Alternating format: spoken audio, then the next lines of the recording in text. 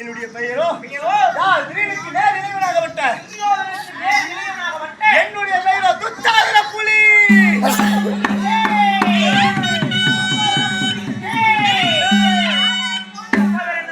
திருதராட்சிய மன்னர்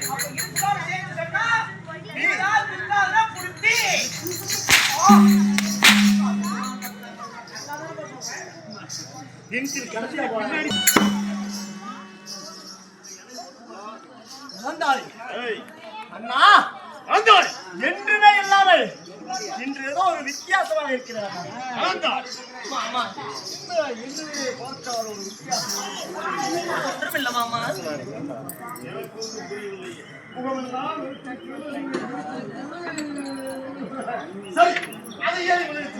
உண்மைதான். எடை போட்டு பார்த்தால் தெரியும்.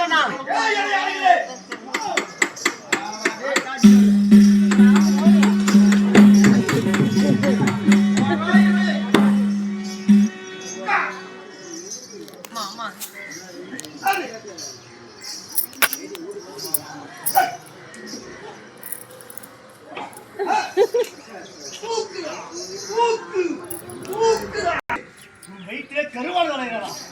இந்த கருவுக்கு யார் சுத்தக்காரன்? உன்னிடம் ஒன்று சென்றவர் யார்?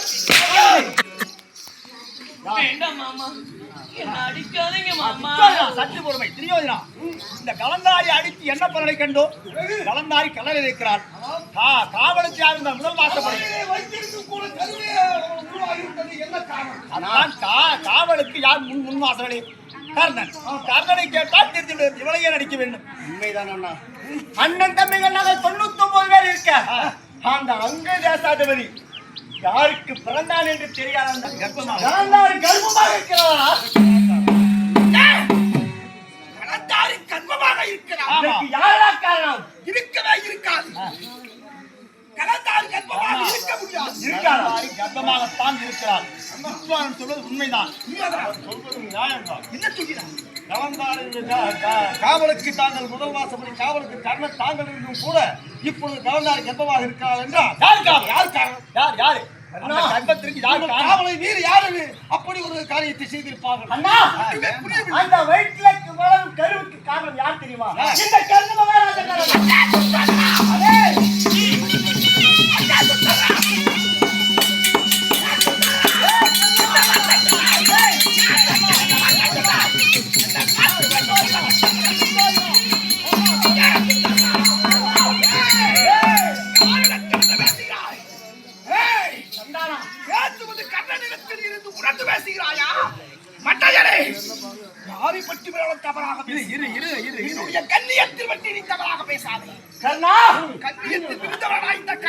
உனக்கோ மனைவி இல்லை, அவருக்கோ கணவன் இல்லை. பஞ்சு நெருப்பு பக்கத்தில் வச்சா பக்கு பத்திக்குமா? அந்த மாதிரி பத்திக்கிட்டாங்க. உண்ணுவது முருங்குவது நீங்கி உபதேசம் மட்டுமல்ல பாண்டவர்கள்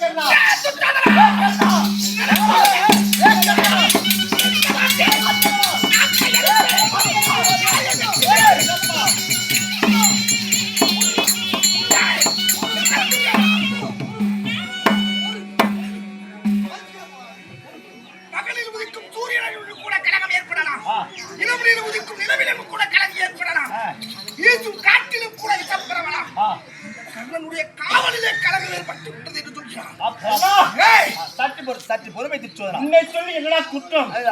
நாங்கள் அண்ணன் தம்பிகளாக 99 பேர் இருக்க. எங்களை நம்பாம ஒரு தாய் தந்தை பேர் தெரியாது முன்ன போய் காவல் கைதார். எங்க அண்ணன் சொல்லணும் சோரா. சற்று பொறுமையப்பா. அவன் சொல்றதில் என்னப்பா தவறு இருக்கின்றது? அவன் சொல்றதில் என்ன தவறு இருக்கின்றது? காவலுக்கு நீதான் முதல் வாசல் காவலுக்கு இருக்கிற.